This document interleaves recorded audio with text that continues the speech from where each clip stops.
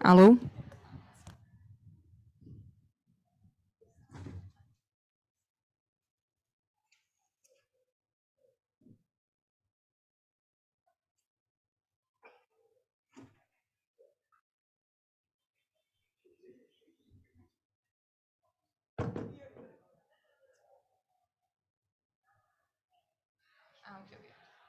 Okay, so we'll use just this one? Okay.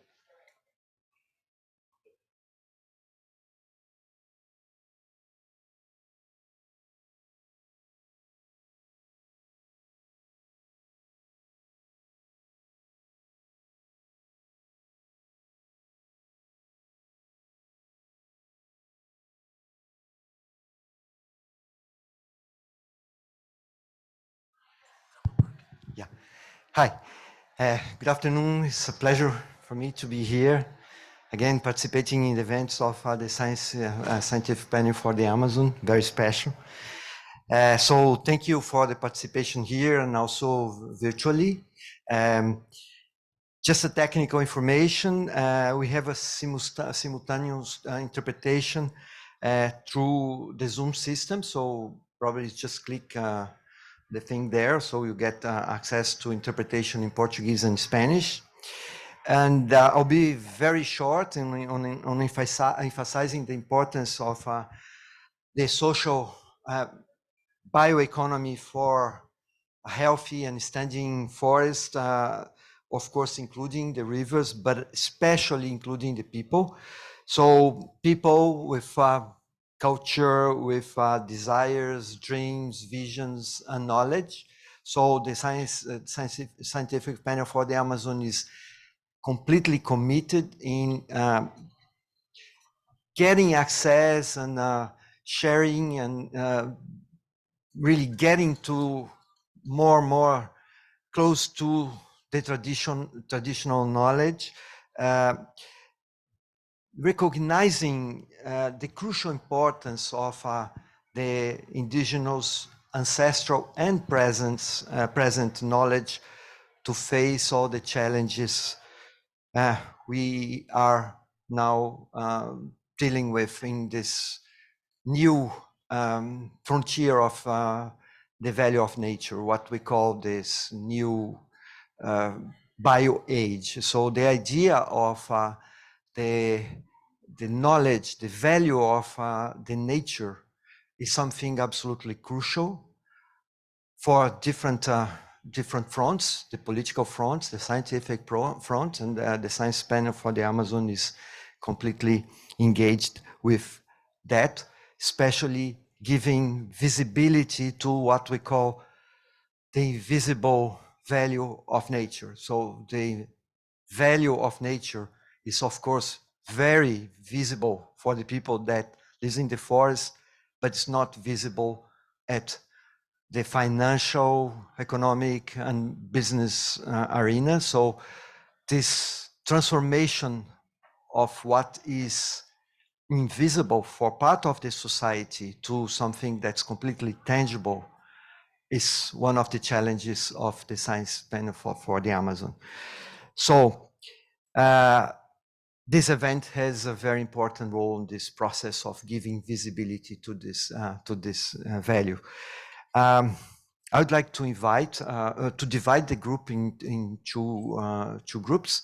So inviting Emma, Carlos, Rachel, and Anna. Maybe you can join me here.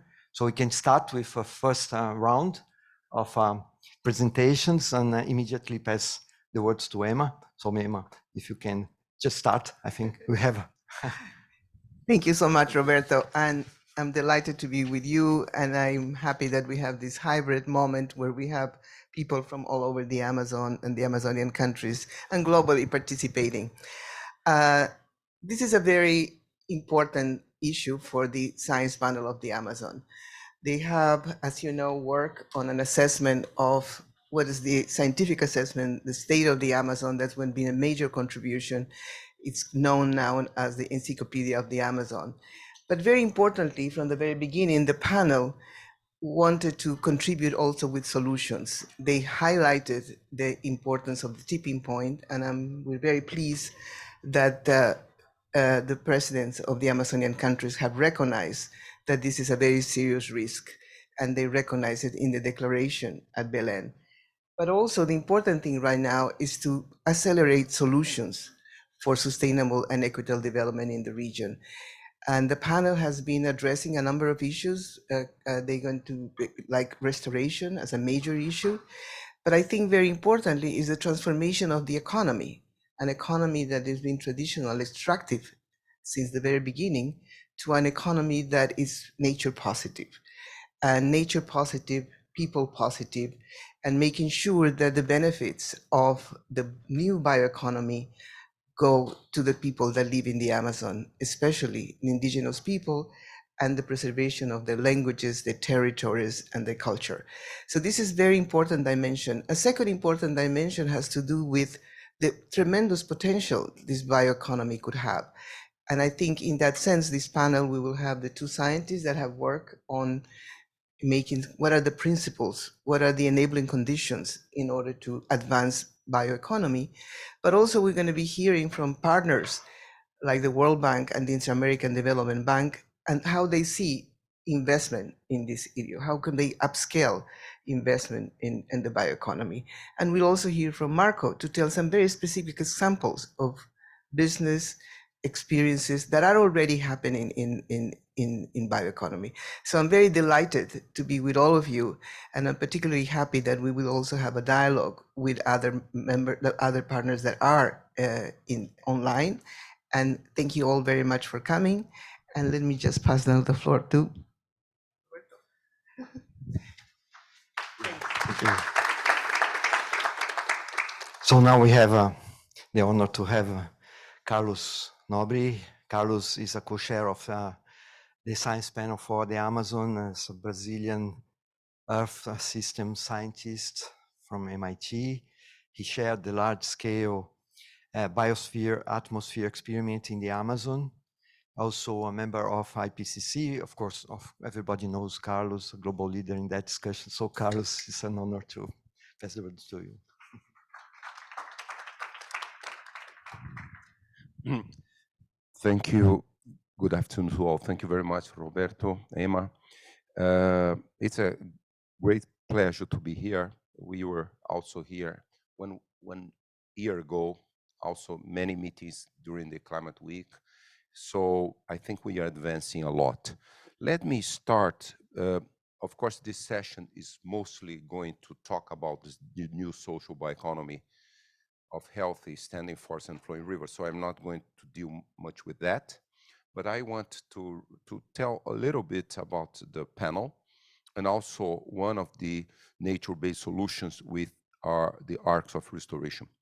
I'm very pleased to say that today an article, editorial that Marielos Peña Claros, my other co-chair, we published today in Science, this editorial, which is, the name is Regional Approach to Save the Amazon. So I think that means really, we really brought in a short editorial to Science nature-based solutions. So basically what we are going to be discussing here is what we also try to summarize. The Science panel was created here in New York City 4 years ago, in September 2019, by Professor Jeffrey Sachs and Emma Torres. And that was a response to the fact that deforestation was exploding in 2019 in all of the Amazon, particularly in Brazilian Amazon, wildfires. And then it was a very good initiative by Sustainable Development Solutions Network. Let's look for solutions network for sustainable development in the Amazon. So the panel was created, and then 240 scientists, 2/3 from Amazonian countries, 42% women scientists. And then the pandemic came, so it was a virtual work. And then Emma carried out that big leader for virtual work as well. So, and then we produce the first report released during COP26 in Glasgow, 1,200 pages, the most complete assessment, scientific assessment of the Amazon. It's becoming known as the Amazon Encyclopedia. And then the panel decided to continue work. So it's not like IPCC or IPBES that meets every 5, 6, 7 years. Now the panel is continuous work. And so we decided that the panel would put together groups of scientists to look for solutions. So then 2022, the panel produced 3 policy briefs released during COP27 Egypt, one about the tipping points. As Emma mentioned, it's very good to see the Belém declaration, the Amazon Summit. There are 4 in the final statements, 4 times they said the Amazon is very close to a tipping point. So we've been saying that for a long time, but now it's well known, accepted, so we have to find nature-based solutions. Otherwise, the Amazon will really become open canopy, degraded ecosystem. So a second policy brief released at COP27 was the one on the indigenous people and how important is 28% of the Amazon forest is indigenous territories. Now, fortunately, in Brazil, they have already set 3 more indigenous territories in the first several months, and it will grow like crazy. We are very happy. As we know, Roberto mentioned, fortunately, deforestation is reducing most of the Amazon. Almost 50% reduction in deforestation in Brazil and Amazon, also in Colombia, in Peru, Ecuador. So we are really perhaps moving towards zero deforestation very soon. And then, of course, and I will say a few words about that. And a third policy brief was arcs of restoration. And during the Amazon Summit, this policy brief that will be discussed at length in here, the new social bioeconomy. And we are producing 5 more policy briefs, which will be released during COP28. So, and then we are also producing many other policy briefs for 2024, and important special report, white papers and special reports that will be released during COP30 in Belém, in Brazil.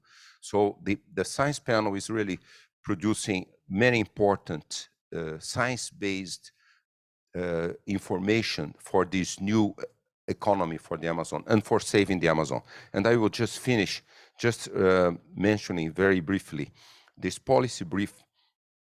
You know, the key messages of this report was zero deforestation before 2030, the restoration forest and the new social bioeconomy. And we launched at COP27 these arcs of restoration. En 2027 estos arcos de restauración. Estas ideas de arcos de restauración es, como ya he dicho, que de repente el Amazonas estaba en un punto de inflexión, estaba muy cercano al punto de inflexión. El bosque está perdiendo más carbono del que puede asumir. Y estamos en unos puntos de inflexión en el sistema climático, en otros aspectos también. El Amazonas está muy cercano a pasar a este punto de inflexión. And also tenemos que to create these arcs of restoration along the southern Amazon and along the Andes, Peru, Ecuador, and Colombia, the area with the largest biodiversity on the planet. We have also. So that's the idea. The arcs of restoration, a minimum of 50 million hectares of forest restoration, natural regeneration of degraded areas, reforestation, heavily deforested areas. So we made some calculations. This is $20 to $30 billion, but it's very important to do it. And I want to finish. Isabella told me I run out of time. So I just want to finish giving one of the very good ideas or success of the of the Science Panel for the Amazon, and we hope also similar good news, good ideas will come for this new bioeconomy. Recently, a couple of days ago, the Brazilian Development Bank, BNDES, for those who know, the president of that bank, Aloysio Mercadante, announced that Brazil will launch a very important forest restoration project in the Amazon. And Aloysio Mercadante based the BNDES's initiative where? In our science policy, our policy brief, the arcs of restoration. So I'm saying during COP28, the Congo Basin, Indonesia, and all Amazonian countries will have several meetings, and they will discuss arcs of restoration. So I'm very optimistic. The secondary forest grows so fast and so rapidly, removes 12 to 18 tons of carbon dioxide per year, per hectare, and also protects the biodiversity. And then that's the way also, and let's now the other people to bring how this will contribute to the new social bioeconomy. Thank you very much.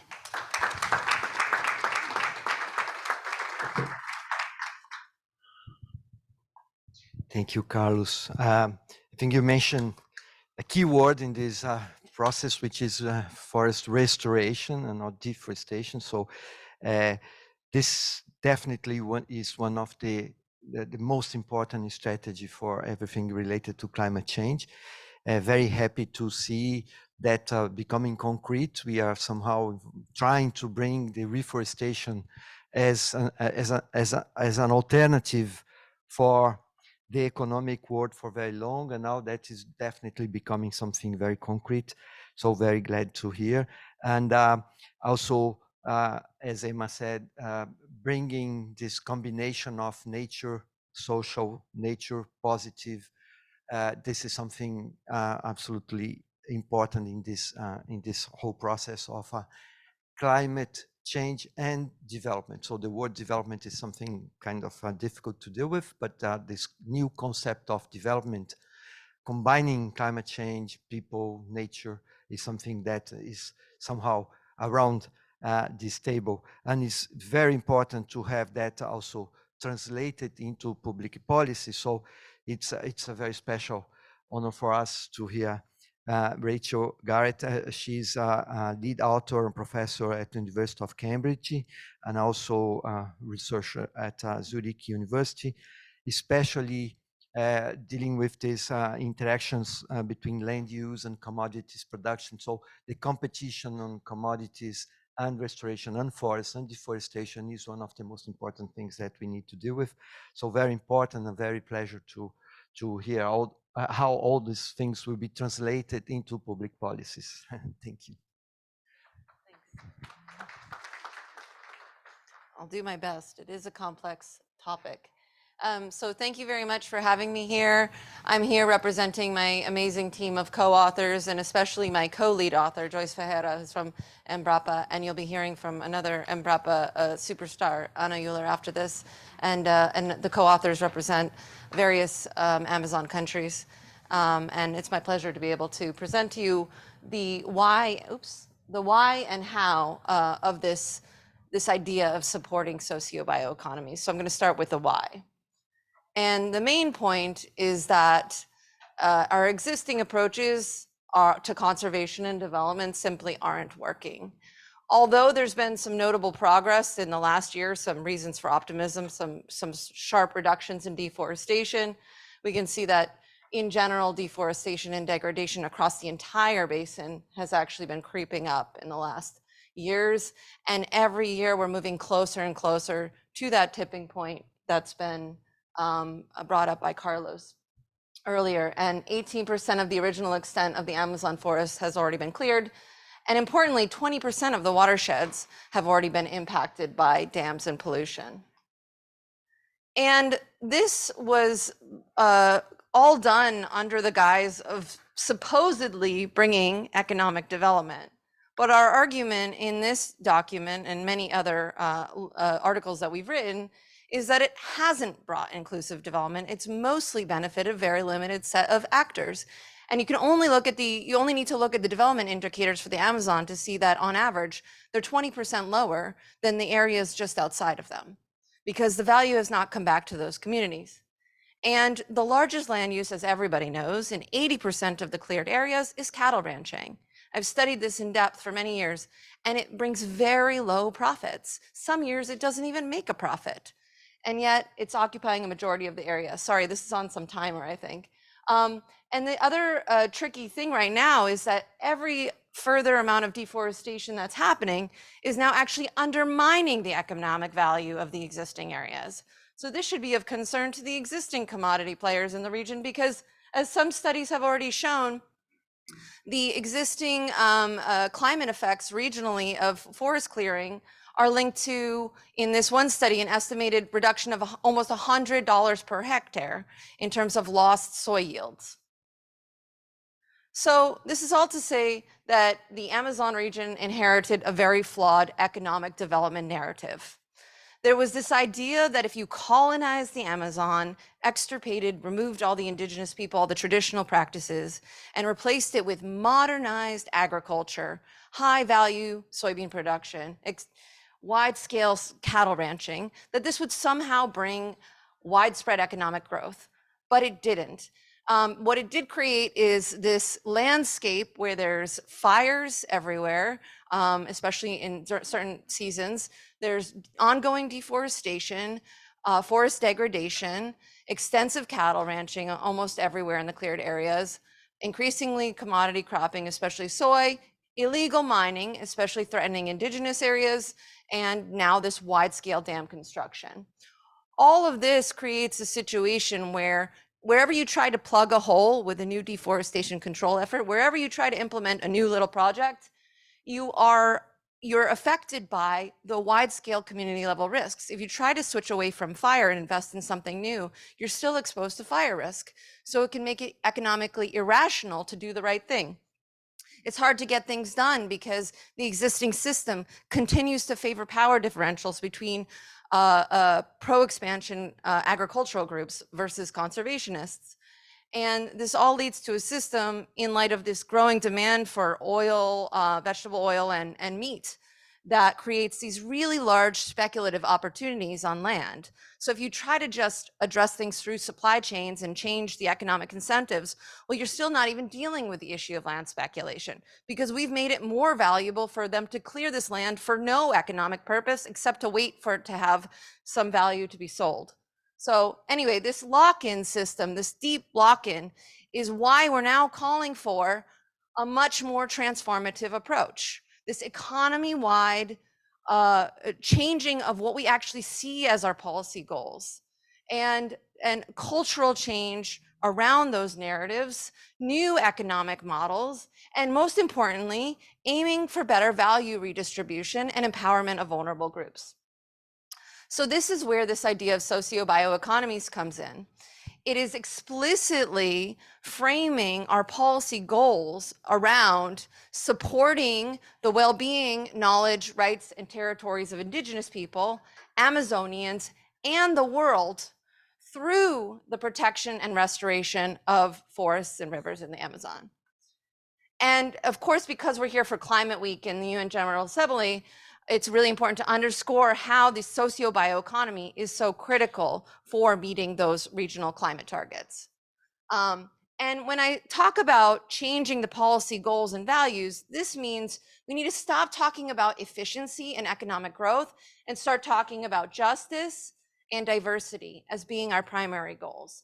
And of course, diversity is then linked to many other goals like resilience.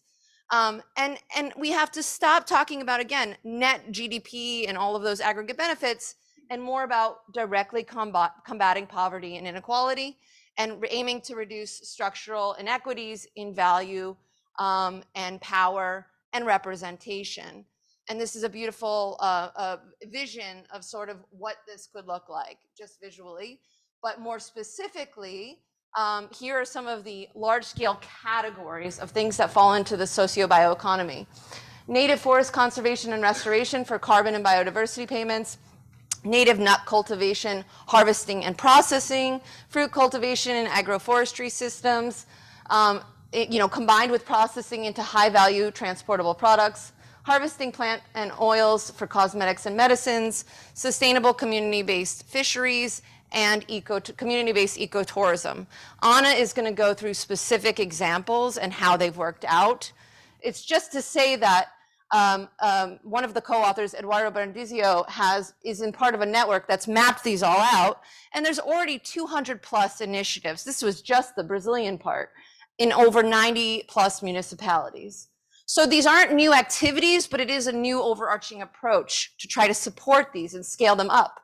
And talking about the value, which was mentioned earlier, already these forest products are estimated to be generating 1.4 billion USD per year. And it's estimated that they could generate 8.2 billion per year by 2050. Now I've pulled out the figure for cattle ranching. That's 1.8 billion per year in value that it brings to the Amazon. It's so low for occupying 80% of the area.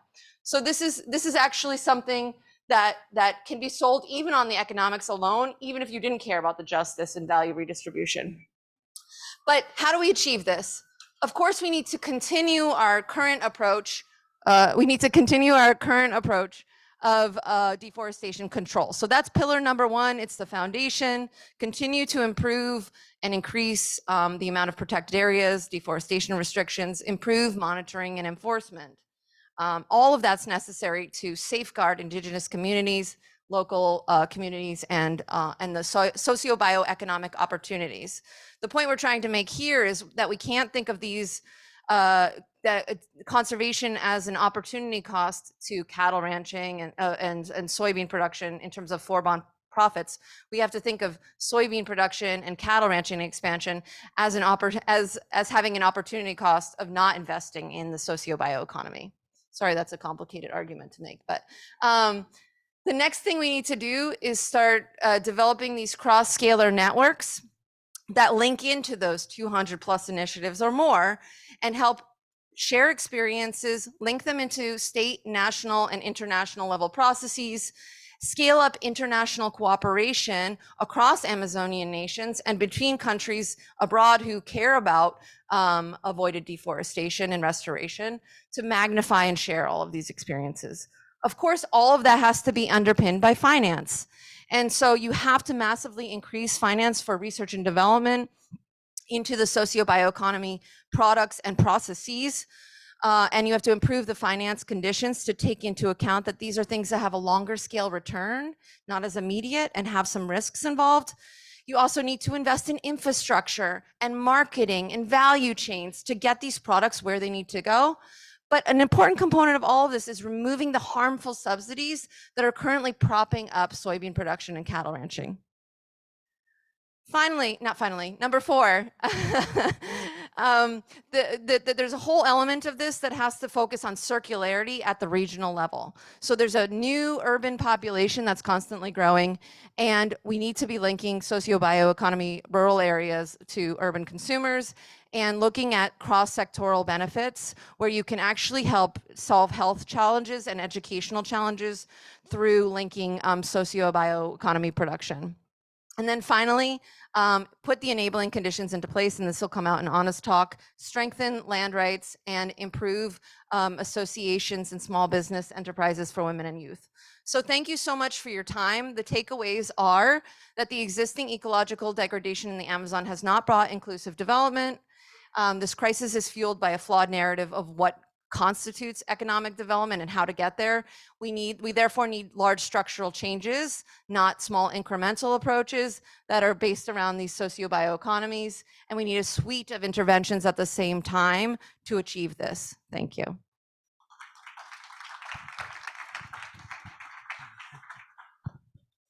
Wow. Yeah. Definitely, we are talking about a new concept of development, so something that's completely different from the way we see development, so including value of nature and value of all the knowledge and the people that live in the forest. So we definitely need to face this false concept of development at a completely different manner that we are doing. And that has to do with all this for the land speculation, this process of illegalities, all that we need to really find new ways to deal with that, and including in the development concept of justice, biodiversity, reducing inequality, circularity, and civil rights, and all that. So definitely this discussion on production of commodities and all the concept of food transition systems that should be more related to sustainability, not only on food security and food safety. So we should definitely add another S to this the S from security and safety, and the S from sustainability. So we are very clear and tangible propositions here, and that's a very important role of our science panel for the Amazon.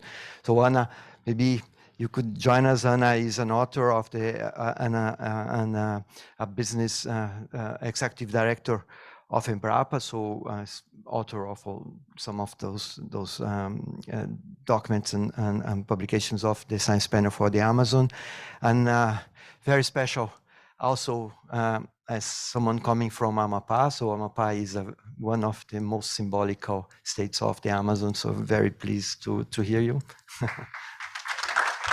Thank you very much. It's just here. I will position myself just right here to be able to see a little bit and to face all of you, okay? So it's really an honor to be part of this fantastic science panel led by Emma and Professor Nobre. It's also great to be here to talk about the successful experience of social bioeconomy in the Amazon. For a researcher that lives and works in the Amazon in the last 3 decades, I would say that I have experienced more failure than successful for several reasons that we will mention. But that's why it's so important to celebrate, to support, and to connect these initiatives with the other ones that are coming and that exist and that will come in the future. I had to choose 4 different cases. I don't know even if I will be able in 7 minutes to talk about them completely, but I think they are good experience. Our starting point is just to emphasize that there are anthropogenic activities in the Amazon in the last 12,000 years, and they hold a lot of traditional knowledge and another vision of the economy that we want.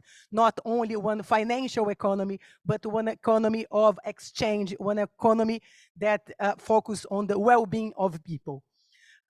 When we look to nowadays, we have about 200 million hectares of forest in Brazil, and I will focus on in Brazil as one example for the whole Amazon.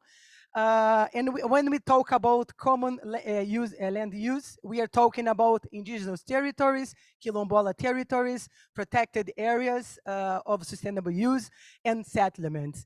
And there are, according to the Brazilian Statistics Organization, IBGE, about 700,000 small properties that manage these 200 million hectares of forest that have one tremendous potential to scale up bioeconomy. So I will start with one example of Amapá, the states that I've been working in the last 15 years. So we are talking about the Comaru Cooperative. The Comaru Cooperative, as other of the successful cases that you see, was created in 1992. In 1992, it's good to remember that was when Brazil held the first Rio Conference on Sustainable Development.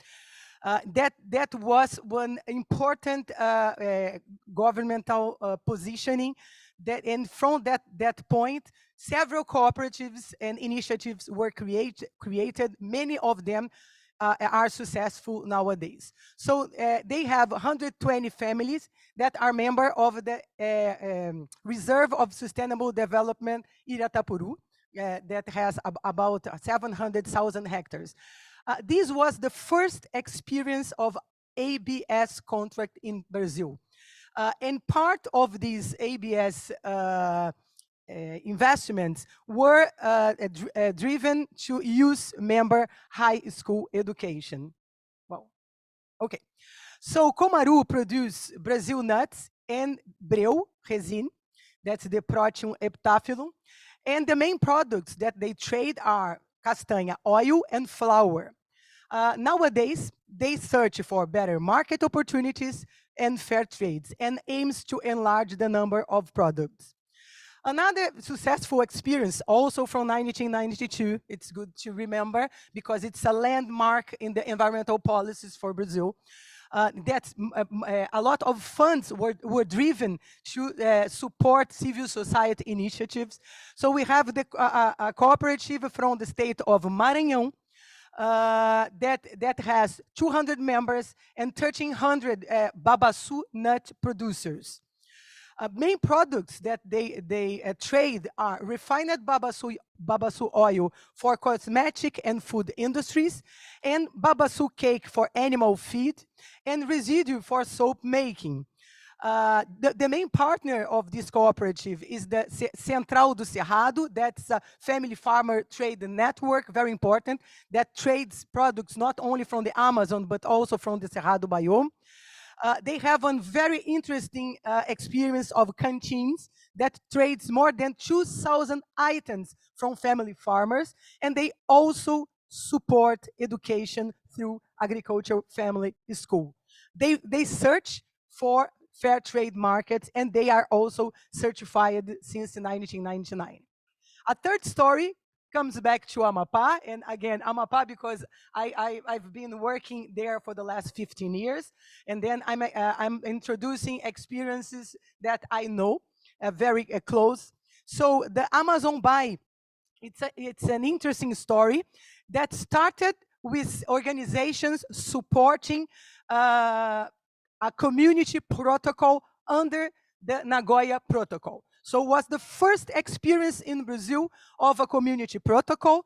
So the cooperative was created in 2017 with 140 family members from 77 different communities. This region has about 15,000 families, 15,000 families in more than 55 communities. So 5% of the gross income is reinvested in education. And the region experienced several environmental impacts, such as water salinization. Main products are açaí pulp, ice cream, and powder. They are also certified. They have several certifications, and they are search for better markets and investment in infrastructure. The last, the last experience is very interesting, but I'm not going to talk. It's also deeply. It's also a network of 75 community organizations and support organizations that are organized in a network that promotes sustainable business. They connect 3,328 producers from 65 indigenous people and traditional communities, and are trading with 35 communities with social environmental commitment. Some lessons, important lessons learned. Guarantee the territorial rights was the first step towards building different examples of social bioeconomy in the Amazon, followed by strengthening social organization with continuous investment in education and training. Strong network of partnerships for access to technology and market, and not short-term, but medium to long-term partnerships. Investment in infrastructure for product processing and certification. And my final remarks are, there are hundreds, as Rachel showed, hundreds of social bioeconomies in indigenous people and local communities territory at different planning and ideation stages. Land tenure, access to public policy, long-term partnership, and ethical markets are key factors to scale up social bioeconomies in the Amazon. Thank you very much.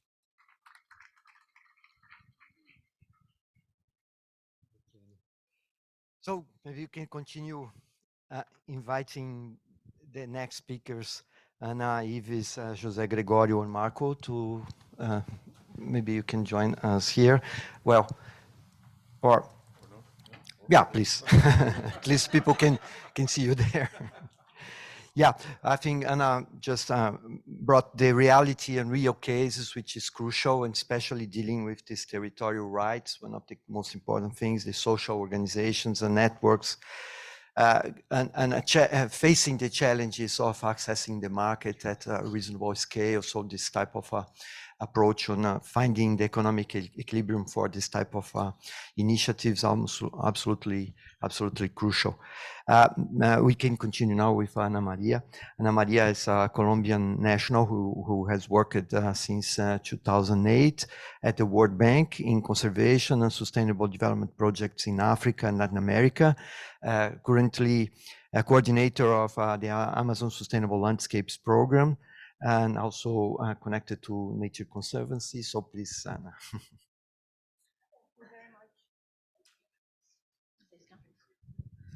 Okay, thank you and good afternoon. I'm going to use your style. Buenas tardes a todos. Let me see. The next one. Yeah. So thank you for the invitation, and I'm going to try to be very brief and in 7 minutes talk about investing in bioeconomy, but understood as a collaborative effort for action. And I'm speaking on behalf of the World Bank. So the first message is that bioeconomy, or should I better say social bioeconomy, is a piece of a puzzle. It's a piece of a puzzle, understanding it as an integrated landscape approach, where conservation is central and it's part of the whole landscape approach. And where, as has been said, so I'm not going to go deeper into this, there are various benefits and various interlinked issues that have to be under consideration. Biodiversity conservation, the standing forest and free and clean flowing rivers, the aspect of promoting economic alternatives for local communities, employment, and improving living conditions, enhancing traditional knowledge, and empowering and building social capital through networks of community organizations, among others. But what is needed for that bioeconomy or social bioeconomy to thrive? One of the things that I was requested today to talk about was financing and collaboration. But first, it's important to say that this is part also of another puzzle that has to go with governance, innovation, information, traceability systems, consumer awareness, and many of the things that my colleagues before me also mentioned. And financing it shouldn't be an end in itself. It should go to the right people, to the right institutions, to the right places, and for the right purposes, not to go crazy about funding and funding without understanding for what and for who. And given it with that as an example, if we go down to the community level, what is this financing should go? And as I said, as it's fantastic that my colleagues started before me, is that it has to go to capacity building on entrepreneurship, technical assistance on transformation, commercialization, marketing, legal and financial advice, ensuring fair trade and equitable sharing of benefits and opportunities for restoration. What is the challenge for an institution like the World Bank? How to ensure that the money flows to the communities and the money flows to the institutions? How to ensure that we are able to finance at community level enterprises? Because sometimes the challenges are that the organizations don't have the legal means, don't have the rights, don't have the governance structure, don't have the financing mechanisms that an institution like the World Bank or the IDB or many others are expecting to. It is a challenge. It shouldn't stop us. And that's part of like the rational and the new movement towards let's make it real, let's make it flexible. And that's part of the purpose and the goals and the new vision of institutions like the World Bank. So it's hard. It shouldn't stop us. And part of this, the second part of this, why is it needed for bioeconomy to thrive, is collaboration. There's no institution that can do this on its own as big, as great as they feel they are. It's not possible without partnerships. So I'm definitely not going to go through all these details, but this is just on the financing side. The whole idea is that there's many ways to bring and many instruments to bring finance to bioeconomy, finance to the Amazon. And this is just a picture of one of the many instruments that the World Bank has, some are old in terms of technical assistance, policy, advisory, investments, but also other new ones that are either focused at national projects, like blending finance to promote packages of projects at the level of programs, of course, led and determined by the countries, but also regional projects or things and matters that are of common concern. And then I'm going to go down deep to my own favorite, which is the Amazon Sustainable Landscape Program as an example. So this is a program financed by the GEF that aims to improve integrated landscape management and conservation of ecosystem in targeted areas in the Amazon region. And it has bioeconomy. We designed, the original of this project was designed in 2015. The word bioeconomy was not there in that moment, so we used sustainable production landscapes. But if you go deep, it's somehow the same. But it is part, and it's an integral part of the rest of other pillars that are important to achieve this goal of integrated, improving the integrated landscape management. On the bioeconomy side, this program has already 3 phases. On a first phase in Brazil, Colombia, and Peru, we already identified 60 initiatives. Maybe the Brazilians are overlapped with the 200 that you mentioned, that are under support on around 15 different species of non-timber forest products, plus sustainable community-based tourism. This has been mapped, and this is ongoing, a process of strengthening the capacity of these organizations. But now the program has expanded to 7 totals of 7 countries, adding Ecuador, Bolivia, Guyana, and Suriname, and in the future, Venezuela will join.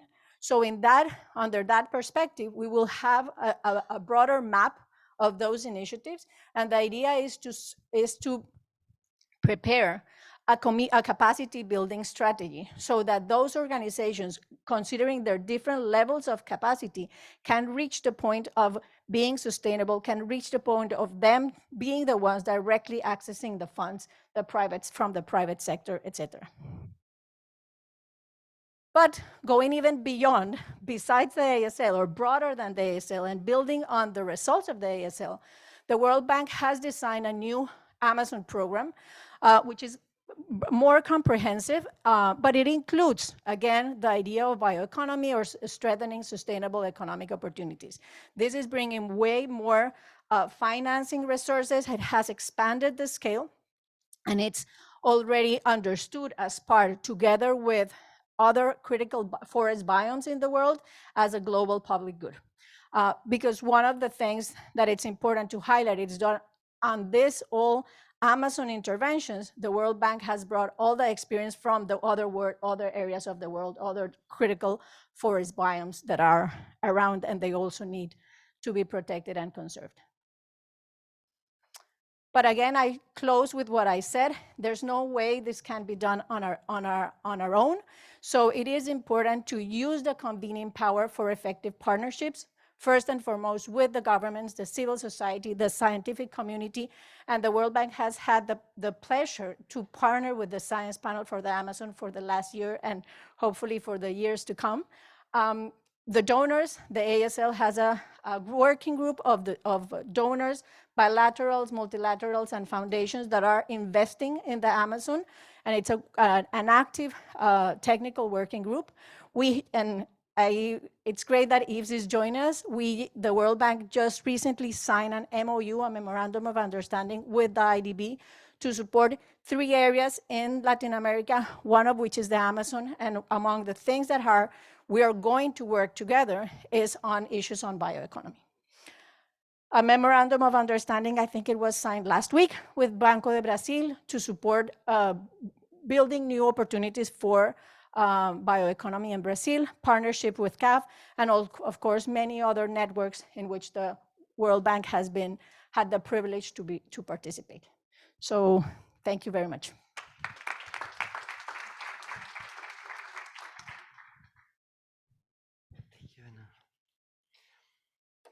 Thank you, Anna. So great to hear this combination of the words bioeconomy, climate change, biodiversity, social inclusion.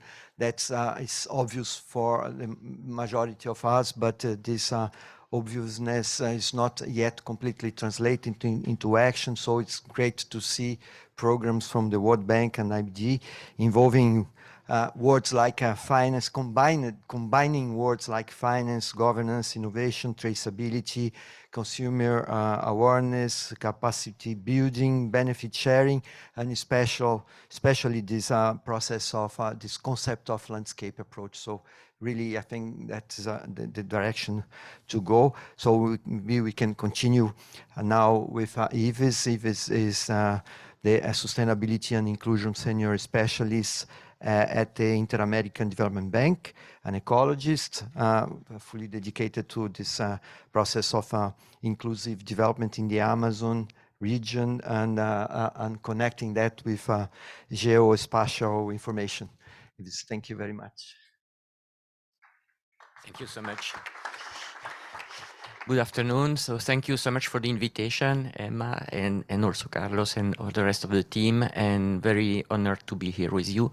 So I'm going to do, I don't know, where is it? Is there? Oh, okay.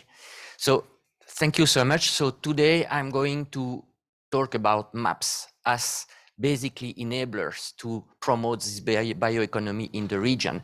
And most of the previous speakers have been talking about maps. Where do we need to prioritize the arcs of deforestation? So this means we need to understand better the region, but not only us, but also our partner in the region, and to try to homogenize, because we are talking about 8 different countries. So now we are going to talk about this collective intelligence we need to build together to be more efficient and to drive investment on the right place with the right people and organization. So very quickly, basically, you know that in Belém, the IDB has been increasing its ambition with the Amazonia Forever program. And now we are basically as the Amazon coordination unit within the IDB, doing a matchmaking between the demand of the countries in terms of bioeconomy, but also other sectors, and the capacities and the knowledge that the bank has inside. We have also the capacity to co-finance and to boost these processes through money coming from the donors, but also coming from the ordinary capital from the bank. So obviously we have 5 main strategic lines to work on that, but bioeconomy is one of the most important one, jointly with working with people to improve living condition in the region, and also obviously combating deforestation. So basically this means to do that, when we start to work within the Amazon initiative and becoming the Amazonia Forever program, we say we need to understand more the region internally as the IDB and the different sectors. But very fast, we start to see that also our partner and client in the region were struggling with geospatial information in terms of homogenization, in terms of accessing the terabytes of data that are generating each day. So basically, we started to work internally on this Amazonia 360 project, mostly creating a GIS space within our own instance to work together and to increase our capabilities. I'm not going to go deeply in this process, but the project, starting with a GIS within the bank, become very quickly a concept of a community of people and organizations that will leverage this information. So we really want now to share this information, because we see maps as a perfect tool for collaboration and scaling impact. And basically, we are now developing this kind of hub to be able to collect and share and process this information with a different organization we are working with in the 8 countries.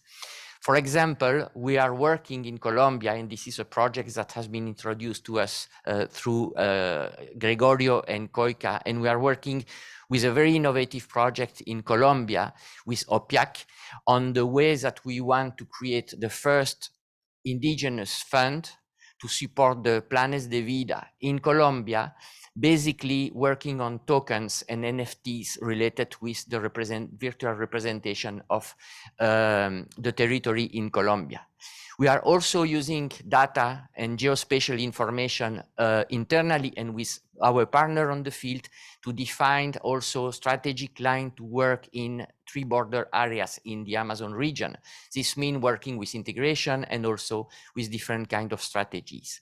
We are also working with some government institution like the Suriname Ministry of the Environment, basically to replicate also a kind of geospatial hub within the ministry to facilitate the exchange of information and to help them to get homogeneous information and geospatial information to take decision on bioeconomy and also other aspects of the conservation. So this means each day we have terabytes of data, but we've been also doing kind of survey asking for the decision taker in the region, how much this data is helping you to take this decision. And it's very efficient for them, but sometimes it's very complex to identify. So I'm going to introduce a project we are working with different partners in the region that will be trying to help to shorten the distance between the data and the decision making. And if you can show the video, please. If you can show the video. Despite ongoing efforts, we still need a shared tool that allows for comprehensive geospatial analysis and facilitates the establishment of collective geospatial intelligence for the region that will give us clarity to understand the territory. This shared solution will be able to systematize the approach to the development and conservation of the biome by creating a system for managing and reporting geospatial indicators to inform strategic decisions, facilitating information exchange between countries, organizations, and the public. And encouraging investment by engaging critical actors and the global community.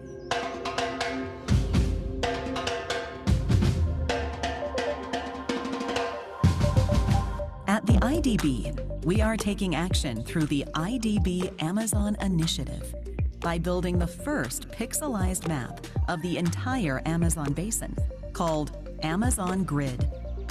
Amazon Grid is a geospatial intelligence platform that will support the work of the IDB Group's Amazon Initiative and its clients and partners. It uses a grid system that divides the territory into hexagonal geopixels with a fixed dimension, each with its own digital identity and immutable geographic location on the blockchain. But how does Amazon Grid work? Geopixels are all structured in the same way. Each geopixel has a unique geographic location and is linked to its social, economic, and environmental indicators database. By using artificial intelligence and semantic data analysis, more information can be generated about each geopixel. This leads to new insights and enables predictive analytics and the creation of new types of impact indicators, which will allow us to prioritize our investments better to maximize the region's development and conservation outcomes. Amazon Grid is very intuitive and straightforward. Users will be able to visualize data on the map, select a combination of social, economic, and environmental indicators, define the value ranges for each of these indicators, and view the analysis results on the pixelized map immediately. Amazon Grid will enable better decision-making, optimize the use of data, and set a new global standard for managing, measuring, and understanding the Amazon. Let's rise to the challenge to secure the future of the Amazon and together make a positive impact that creates a legacy of sustainable growth and abundance for those who come after us.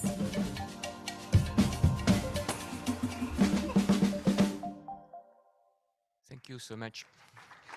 So this is a project that will be on beta version end of December, and this is something that we are also working with Acto, so and other partners in the region. And the call here is let's work together to be sure that we can add value on all these things. Thank you so much.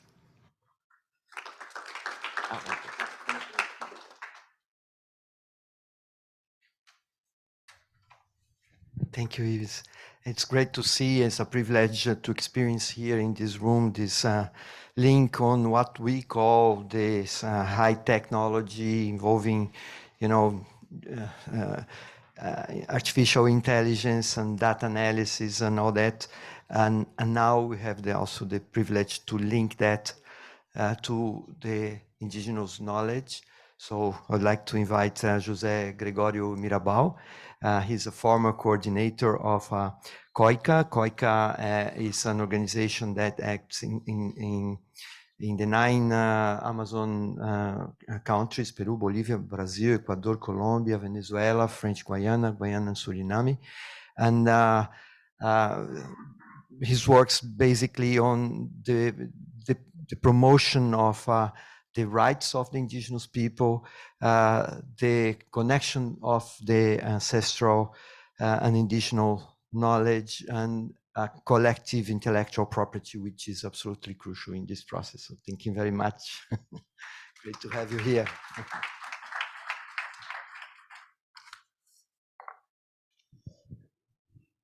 Bien, quería felicitar a todos los que me han antecedido y les voy a robar un minuto para agradecer a Carlos, a Emma, a Isabela, del panel científico que fue creado, como dice Carlos, en 2019, ¿no? Y bueno, pudimos coincidir como COICA en la creación y somos parte de ella. Y ha sido un ejercicio muy interesante. También quería agradecer la presencia de ustedes. Es muy importante en este momento para nosotros, un momento tan complejo de la Amazonía. Para nosotros queremos que los espíritus de la Madre Selva los iluminen a ustedes también y todo el universo, y sobre todo esa fuerza espiritual que muchos le dicen Dios, ¿no? Que debe estar presente acá para todos los que están ayudándonos a salvar la Amazonía. Veo que hay mentes muy brillantes aquí, personas de gran corazón, y bueno, mis bendiciones para ustedes por estar acá. Bueno, viendo la presentación anterior, volé un poco, y ojalá que eso que ha presentado Yves y la gente del Banco Mundial pueda estar vivo en 100 años. Ojalá no lo veamos en 100 años solo en video, sino que esté en vivo. El esfuerzo es que la Amazonía esté viva en 100 años, o en 1000 años, o 500 años. Entonces, a mí me han pedido hablar sobre cómo integrar la ciencia, el conocimiento indígena para una nueva bioeconomía. Entonces, cuando se habla de integrar, yo digo más bien incorporar, participar, construir para conjuntamente, y es lo que estamos tratando de hacer en este panel científico. Pero lo más complicado es lo que han dicho acá: una socio-bioeconomía para los bosques en pie y los ríos vivos. Yo digo así como por allá está Martín con los ríos voladores. Bueno, los ríos vivos, que estén vivos, que estén sanos, ¿no? Y una economía para bosques en pie, bueno, que parece imposible, parece muy complejo en este momento, con una economía que hace todo lo contrario. Entonces, además de eso, una bioeconomía para la Amazonía, para la cuenca amazónica, que no es solo Brasil.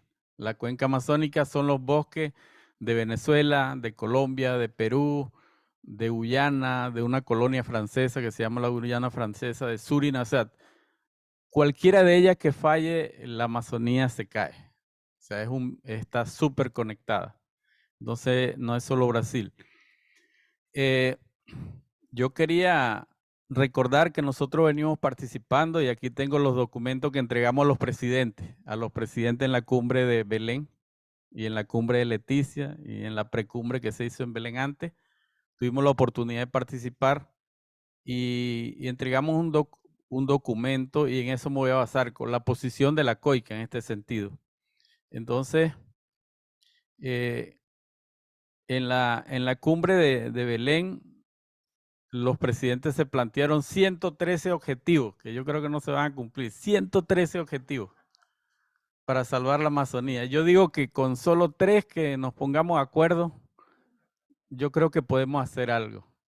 Entonces, uno de los objetivos que se planteó en la cumbre de Brasil, en el documento final, es la implementación desde el más alto nivel de gobierno hasta los pueblos y comunidades indígenas. Yo creo que ese primer objetivo debería ser ya debería estar implementándose, ojalá se haga. El segundo objetivo es la participación de los pueblos indígenas con un enfoque de derechos. O sea, nuestros derechos están ligados íntimamente con los derechos del río, con el derecho de la selva, de los animales, de los insectos, de los bosques, de las plantas. O sea, nuestro derecho está íntimamente ligado con eso. Entonces tiene que haber un enfoque de derecho para los pueblos indígenas y para la naturaleza, para la selva amazónica. Tercer objetivo, yo estoy diciendo un poco de esos 113, cuáles serían lo más importante que se cumplan. Establecer el mecanismo amazónico de los pueblos indígenas para fortalecer el diálogo con los gobiernos. Ese es un gran problema que tenemos, el diálogo con los gobiernos. Entonces, establecer ese mecanismo de diálogo, ciencia, gobierno, pueblos indígenas, pero un mecanismo burocrático en el sentido positivo, que sea real, que sea establecido, que sea por escrito, que sea en hechos, que sea en acciones, que sea en un plan. Y también un objetivo importante, se planteó la creación de un panel técnico-científico intergubernamental para la Amazonía, donde deben estar los científicos, los pueblos indígenas, las comunidades locales y los gobiernos. Entonces, yo creo que con esos 4 objetivos que comencemos pronto, Carlos y Emma, es importante recomendarle a los gobiernos al menos que iniciemos con todas las acciones que ustedes están haciendo en la Amazonía, juntar eso. Pero el gran problema que tenemos todos aquí y fuera de aquí es el punto de no retorno. ¿Cómo vamos a resolver el punto de no retorno juntos? Con el conocimiento indígena, con la ciencia, con los gobiernos, con el dinero que hay muchísimo dinero. Todo el mundo está prometiendo dinero para salvar la Amazonía. La pregunta es, ¿a dónde se va a ir ese dinero? Entonces, necesitamos que los conocimientos indígenas estén en la agenda de emergencia de la Amazonía. ¿Y cómo se va a hacer? Bueno, nosotros estamos diciendo y entramos en la cumbre porque vimos que el gran problema de la Amazonía es buscar una solución a una economía o implementar una economía que respete la naturaleza, los derechos de la selva y de los pueblos indígenas. Y esa economía, si la vemos, yo creo que es una tarea para todos nosotros aquí, es que hay una economía invisible que está con el conocimiento indígena, que así como hay más de 400 idiomas en la Amazonía, hay más de 20.000, 30.000, 40.000 formas de economía en la Amazonía, indígena, que están invisibles, que no están en las redes, que no están, sino que lo hacen las mujeres, lo hacen los jóvenes, se hace cada día en la chacra. O sea, se puede hacer toda una base de datos cómo es la economía indígena. En diferentes idiomas, en diferentes territorios, hay economías donde solamente se trabaja por agua, otro en la selva, otro se trabaja en la copa de los árboles y en los ríos. Hay la economía de peces, la economía de los insectos, la economía de los tintes, la economía de las plantas, de las medicinas. O sea, hay muchas formas de economía que nosotros trabajamos en los territorios. Entonces, esa economía no puede seguir siendo invisible. Tiene que formar parte de este plan. Y yo creo que nosotros como COICA estamos planteando aquí, y lo vamos a trabajar con el panel también, de hecho acá lo que tenemos que hablar, una estrategia de sostenibilidad. Nosotros tenemos como COICA una estrategia de sostenibilidad para la Amazonía. y eso implica el tema de la economía. El tema de la economía es la que cambia todo, el panorama. Entonces, lo primero, 3 cosas para que el conocimiento indígena, la ciencia y la economía, porque dicen que la bioeconomía es biología, es economía, es ciencia, pero le falta un apellido ahí que es la ciencia indígena, el conocimiento indígena hay que incorporarlo. Más allá de la biología, más allá de la nueva tecnología. Dicen que van a incorporar hasta la biotecnología en la Amazonía. Vamos a ver si es posible, si se puede que la biotecnología salve la Amazonía. Ojalá lo pueda, pero sin los conocimientos indígenas no se va a poder salvar la Amazonía. Es lo que yo quiero dejarles, sin el conocimiento de los pueblos indígenas, que es un conocimiento espiritual, o sea, no es un conocimiento único. Son muchas cosas, lo espiritual, el agua, el fuego, el aire está incluido. Y eso, descifrarlo, necesita que haya confianza y que podamos trabajar juntos. Entonces, y eso en 3 pilares que nosotros decimos en nuestra estrategia de sostenibilidad de la COICA, están primero los derechos territoriales, o sea, que se garantice nuestro territorio y la gobernanza de nuestro territorio, porque en la gobernanza de nuestro territorio no es solo que haya una autoridad, sino las formas como nosotros trabajamos en la chacra, en el río, en el agua, en el aire, o sea, también forman parte de economía, es la parte social, es la parte educativa, es la parte de salud, entonces es como integral. Y darle un espacio para la parte espiritual, darle un espacio para los diferentes ecosistemas donde nosotros vivimos. Nosotros vivimos en diferentes ecosistemas y nosotros tenemos grandes aportes en manejo de agua, en manejo de alimentos, de medicina, y eso forma parte, eso es un conocimiento que también tenemos que trabajar. Y yo creo que tenemos un gran reto para este año a nivel internacional en la COP del clima y en la COP de biodiversidad y prepararnos para la de Brasil, pero creo que este año es clave. Nosotros en la conferencia de biodiversidad logramos que se reconociera el tema de territorio y gobernanza indígena en la COP 15 y yo creo que eso ha sido un avance, eso es una esperanza. Y finalmente, pedirles a ustedes que no se cansen. Hay mucha gente que dice que bueno, ya el mundo no se puede salvar porque todo está contaminado, superamos todos los límites, pero no podemos cansarnos, los necesitamos a ustedes, nos necesitamos todos, porque en el caso de nosotros, si la selva se va, bueno, nosotros no vamos a poder seguir viviendo y tenemos que seguir luchando por la vida, una estrategia de sostenibilidad de la vida. Gracias.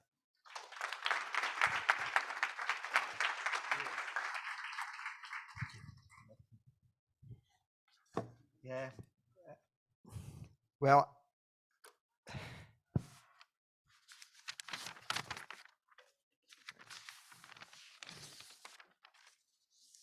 yeah, that was very special to hear José Gregorio dealing with the hyper connections of the Amazon basin. You know, we used to say that a monkey can jump from one tree to the other on about 5,000 kilometers, and that's nothing like that in this planet. So really very important to have this concept on our minds. And having this concept, which is like an environmental concept connected to civil rights of the people that lives in the Amazon, and translating that into very concrete actions, prioritize somehow by this tipping point threat. And all that's connected to this, for me, very important concept of the invisible economy, and the invisible economy connected to a very visible value for the indigenous people. So there is a contradiction there. So we need to face this contradiction as the humanity. So we have a very visible, concrete value at the heart of the indigenous people. And at the same time, it's a completely invisible value at the economic environment. So how can we decipher this enigma. So, and I think this type of event and the role of the science panel for the Amazon is definitely to deal with this type of enormous challenge of the humanity. So now our final speaker, Marco van der Heer. Van der Heer, right? It's Dutch, right? Right. So he's a founding member and an executive director of Conexsus in Brazil. Conexsus is a very, very well-known organization dealing with, different opportunities on climate startups and everything connected to what we are talking here. Conexus is an organization that's present on all this debate for already very long, very important one. And also Marco was connected to United Nations, different initiatives. So Marco, thank you very much. Thank you, Roberto. Van der Rey very often in Brazil turns into Vanderlei, so that makes it easier for for many people in Brazil to say my name. Thank you for the invitation, Emma, and it's great to see so many amazing people here from great organizations on this panel talking about the bioeconomy. For Conexsus, really the social bioeconomy is what we want to talk about, because it's about people, which was very clear what Jose Gregorio said here. So you make me think of, we try to solve the problems through systems thinking, but that's what you're already doing for 12,000 years as a way of life, systems thinking in the Amazon, because everything is connected. Pensando en sistemas, es lo que lo hacen a 12,000 años. So that for me was so I don't know really much what to say after this, because I think it was really really touched deep on what we have to do. And I want to talk about a little bit. Let me see where we start. Conexsus. A little bit out of work, because I saw there's a lot of information, there's a lot of studies, but in the end, all of this has to land on the ground, in action, in projects, working with communities, developing processes and new products, and see how can we, at the same time, improve the livelihoods of all those communities that live and all those people that live in the Amazon, while we also develop an economy that can actually then showcase that these products have a value. And I think we really have to look at, and I'll come back to that, at the financing of this social bioeconomy, because that is really where we have big steps to go. I want to start with showing a video. We were very pleased this year. We were awarded as Conexsus the SCOL Award, and Karina Pimenta, our former executive director, received that, and it was a pleasure there to be, and Scholes here in the room, to be with her to receive that award in Oxford this year. They made a little movie of our work, and I think it explains it much quicker in 1 minute what we do than that I talk about it. And Karina left us because she was asked by Marina Silva to become the first national secretary of the bioeconomy in Brazil, which makes us as Conexsus very proud, and it also showcases how the current Brazilian government really puts the bioeconomy at a very important level of action of this government. So let's watch the video first, and then I'll talk a bit more. Please play the video. Brazil is the epicenter of climate change, and in the rural and forest areas, these are populations who are not used to having support for business to grow. They are in the survival mode. In identifying the problem, we build capacity of community businesses, look at markets for sustainable products from the Amazon, from other biomes. Most importantly, trying to find opportunities for innovative financing for them, because that's what they really need. So we work with Rural Credit as credit agents of Bank of Amazonia to offer credit with technical assistance to producers. The same population that is preserving our natural resources, living in the forests, are those most in need of an economy that will help them become resilient to both climate change and also to make a living. I think we are just in the beginning of this journey.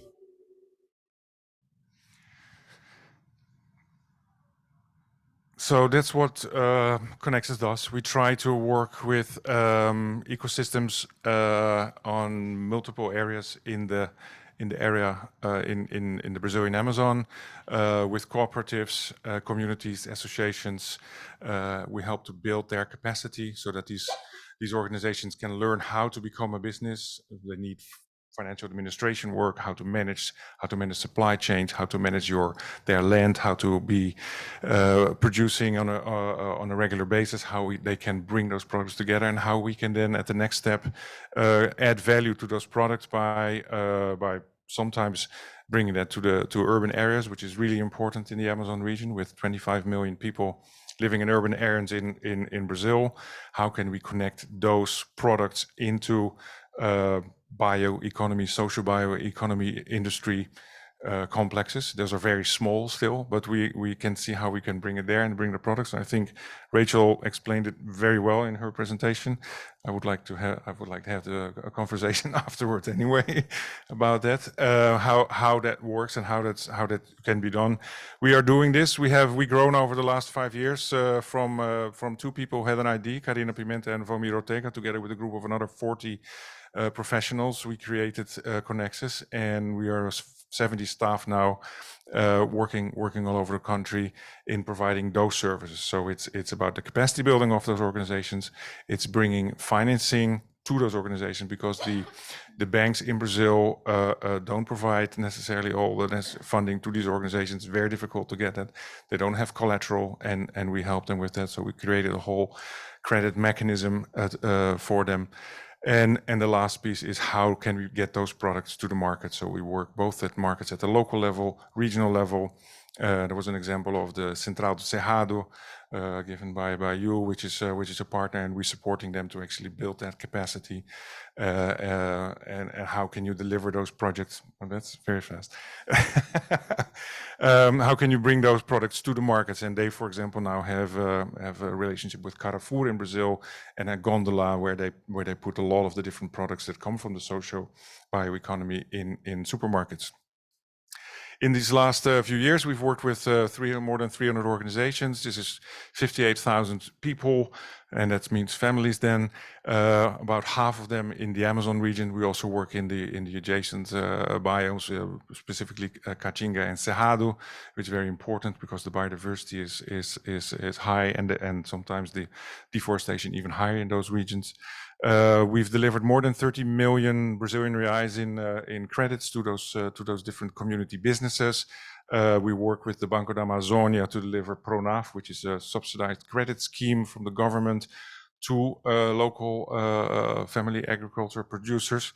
And an important point on financing here is to note that of all the funding from PRONAF in Brazil that goes to smallholder farmers in the Amazon, 94% is for cattle.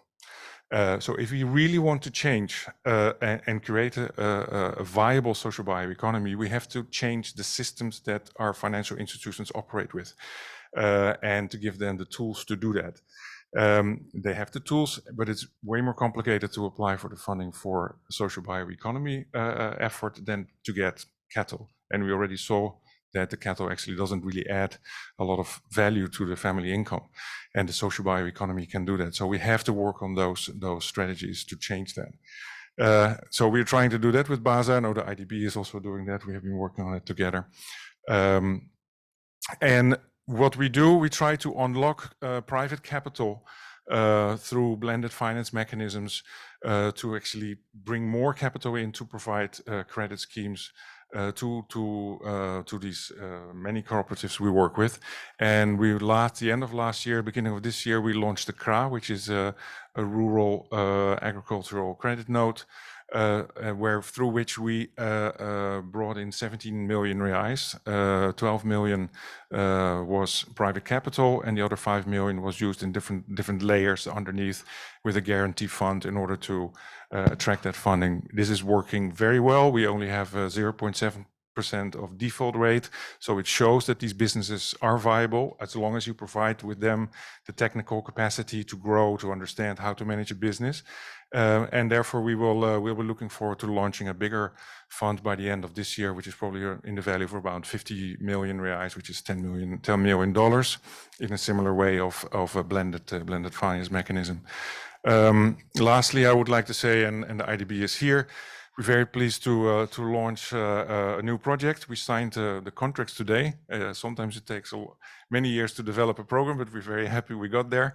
And we're going to get started very soon. And we're also pleased that the IDB and the World Bank are going to be working together so we can collaborate on that. And this is the similar kind of scheme that we have in Brazil.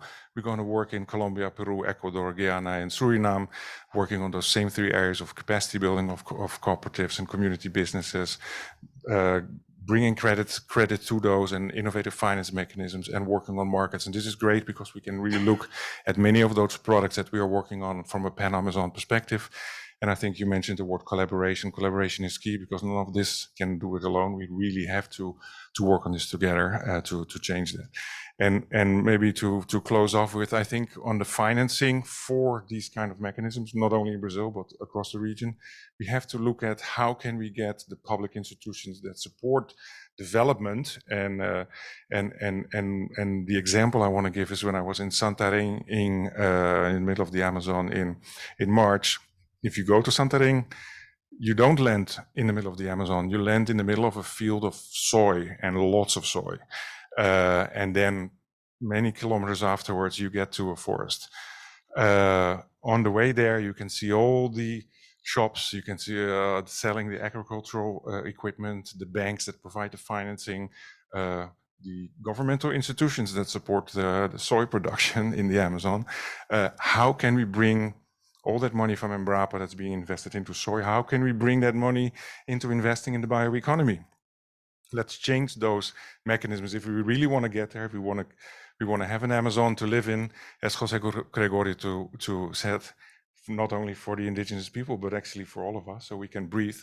We need to see how we can change those financial mechanisms into the direction of creating a viable social bioeconomy in the Pan-Amazon region. Thank you. Thank you, Marco. Yeah, I think Marco brought us an extremely important part of the puzzle, which is innovative finance. And innovation in finance is absolutely crucial. Dealing with unlocking the private capital, blended finance, or this role of multilateral organizations in this process, redesigning the whole financial system as a part of this challenge that we have. And this is really the only way to connect the trillions of dollars that's needed to face climate change to the millions of dollars that somehow is available by the philanthropic world. So connecting the millions with the trillions is something that definitely is part of this new financial system that needs to be organized. So we are unfortunately running out of time, but we'll be able to have time for maybe 10 minutes or 15 minutes for 3 questions from the audience. And I would like to invite the panelists to join us here, so at least we can take more pictures together and see that who are the ones. Okay, so we can already start, but yeah, please join us here, and then Carlos, maybe just ask questions for the group, and then of course you can come up with your question. So, do we have questions from? Yeah, please.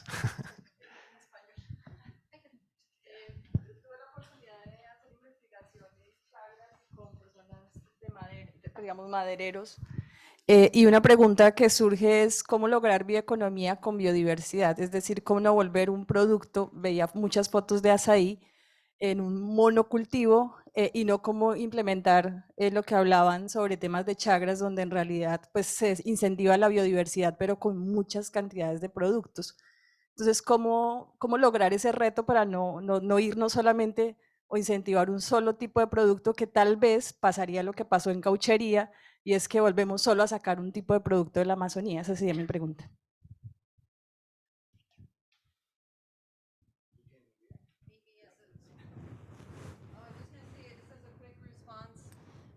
You know, in the policy brief, I didn't have time to get into this, but we outline a number of risks of the socio-bioeconomy concept. And one of these risks is it being co-opted to then invest in monocultures of things that are sustainable in diverse agroecosystems. And that's not defined as a socio-bioeconomy in our definition. So it has to be in a diversified system, and it has to be compatible with the protection of the existing areas. Yeah. The case that I showed, it's exactly, I think it's symbolic, because producers don't produce acai during the whole year. It's a complex system. They produce acai, but they also produce many other products, agriculture, and that's our part of this invisible economy. And guaranteeing good markets, ethical markets that can pay how to say, fair price for them. I think it's one of the ways of not giving incentive for monoculture. So beyond all the certifications that they already have to prove the consumers that, you know, that's not one monoculture system. Also, we are working with them like IG, como territorial indication and other strategies that can bring value to this more diversified and complex system. I don't know if you would like to add. Gostaria de poco sobre esto.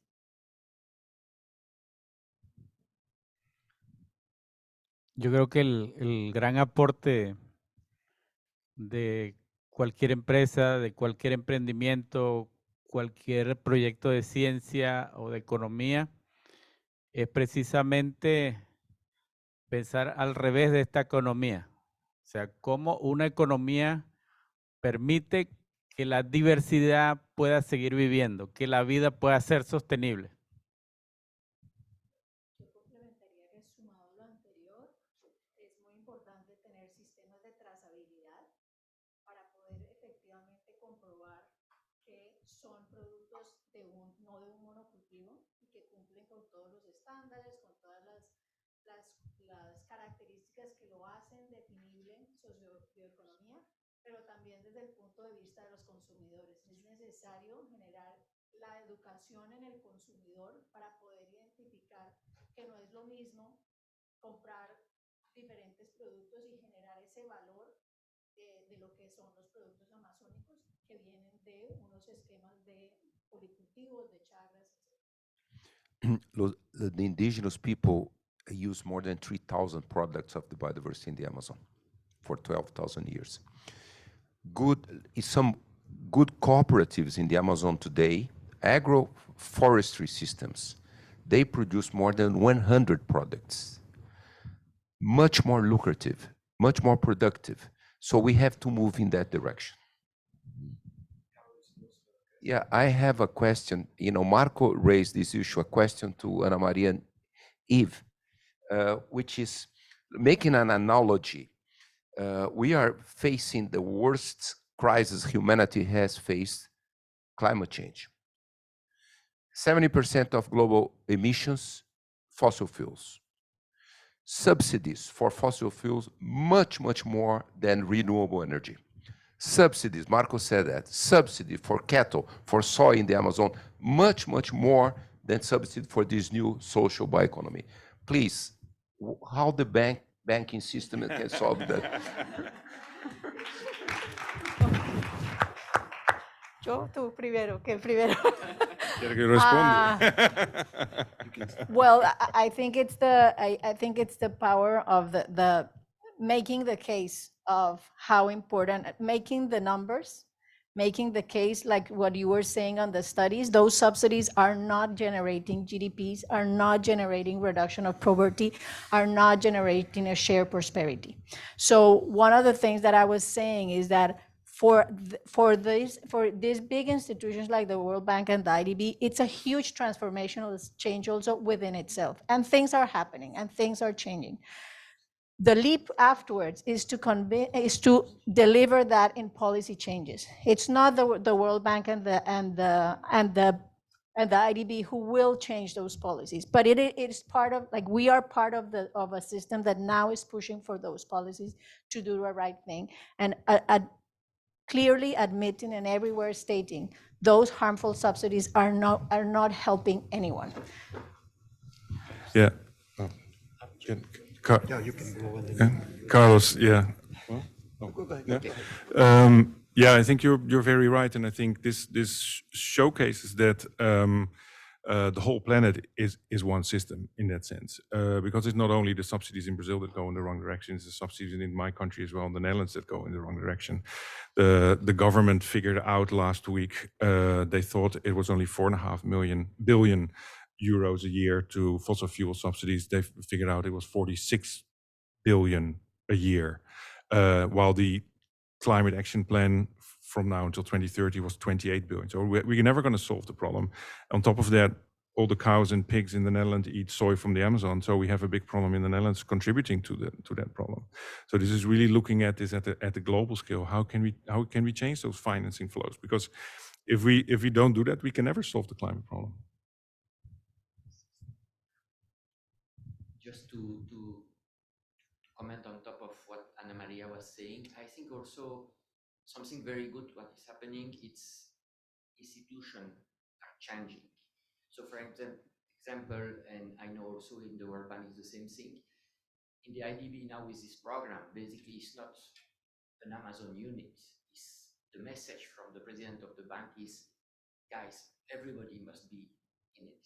So we need to have a tagging system that even somebody working in the legal department has something to do with the Amazon region. So first, this is a huge change. Other things that it's changing too, it's the way we are approaching. It's not only bioeconomy, it's not only soya, it's nature crime, it's traffic. It's, you know, everybody was been living and working 23 years in the region. And basically, you know how complex is the region. So basically, we don't have to have a romantic vision of the approach. We need to really approach all the problem, and they're very tough. So the bank also are changing. There is some aspect and some sector and some issues that the bank were not approaching. And now we're talking about nature crime, we're talking about border areas, we're talking about a lot of things that are changing. So I think there is good message, and also the comment toward the COP28 that there is a huge pressure on how these institutions are going to be in process of reforming their behavior and the approach. It's very important. I just have an information on the global subsidies for fossil fuel is about 300 billion a year. 300 billion a year. So we have two more questions, maybe one from the audience. Yes, we'll take one more question here from the floor, one from Zoom, and then yes, we have to stop. Oh, hi, my name is Pajani, and I run a company called Amazonia Back Ventures. What we do, we invest in indigenous cooperatives in the Amazon rainforest, in the bioeconomy. And the challenge as a private company is two things: access to capital, because you need catalytic capital to be able to deploy that, and we can't get it. And then I wanted to ask Yves, you know, the Amazon grid for a private company to go and get data like this is so expensive. Will this be available to kind of entrepreneurs like us? And how do we get catalytic capital into the hands of entrepreneurs instead of going via financial institutions again? Because that has failed for many, many years to go for financial institutions. Sure. We have one more question from Zoom, and we'll answer them together. This question comes from Avesita Chichon. Some Amazonian governments are embracing bioeconomy as a way of promoting biofuels for development. What are your thoughts about that approach?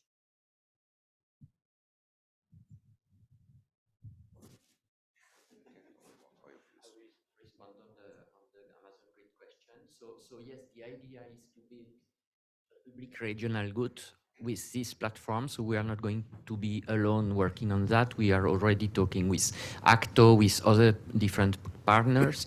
And the idea is to basically, as I was saying, most of the information that a decision taker need to take the decision is very complex to access.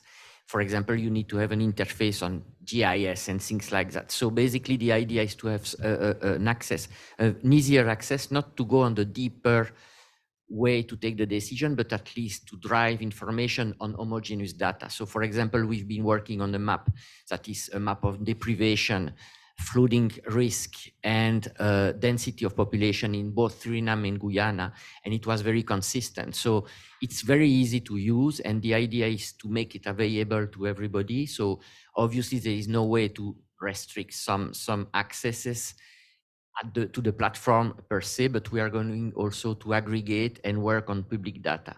So this is basically how we are going to focus the project.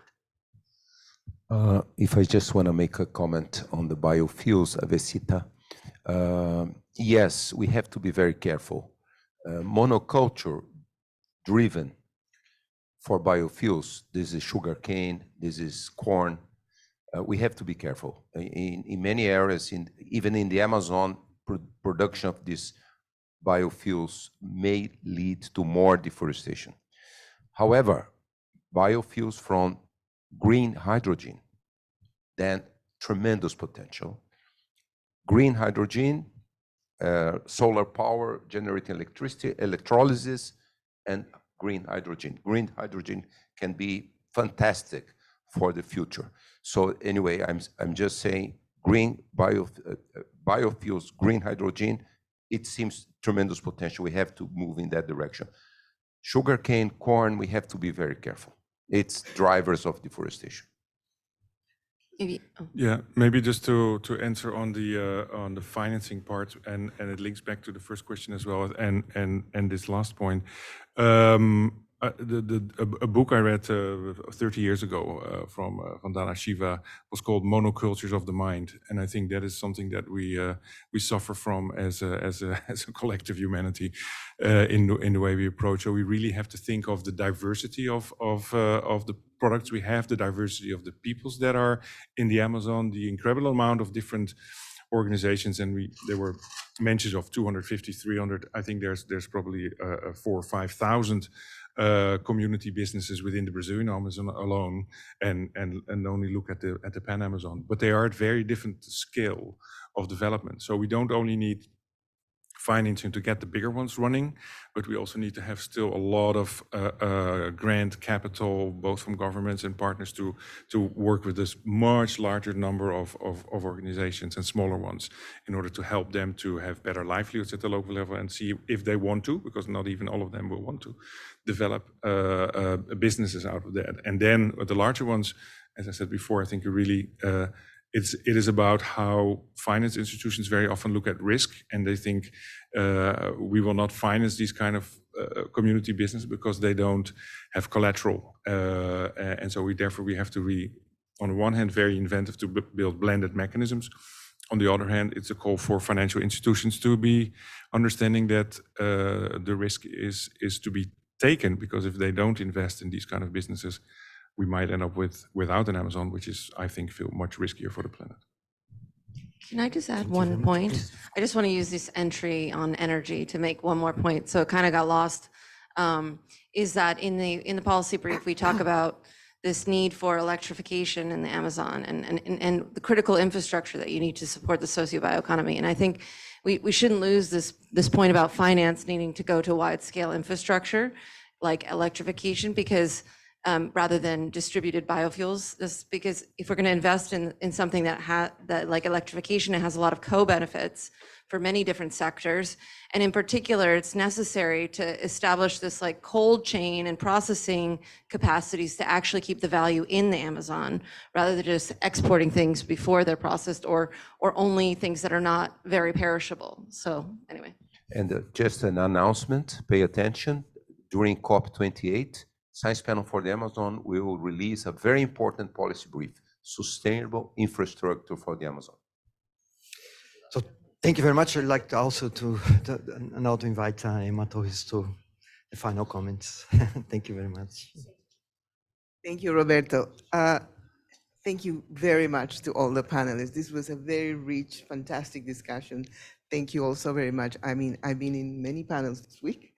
I attended many things, but this is really fantastic. And I think it was a variety of perspectives that have enriched our conversation. I would like also to thank very much our moderator, who's been great, and all of you for coming here. I would like to also tell you that we are preparing the panel, not me. The panel is preparing for Belen a major report, which will be on connectivity. And I think connectivity came very strongly here in many ways.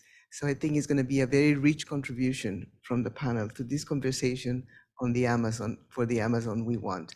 And I want to especially thank Gregorio, because Gregorio has been with us since day one, and he's still with us, and he's still enriching this conversation. Thank you very much.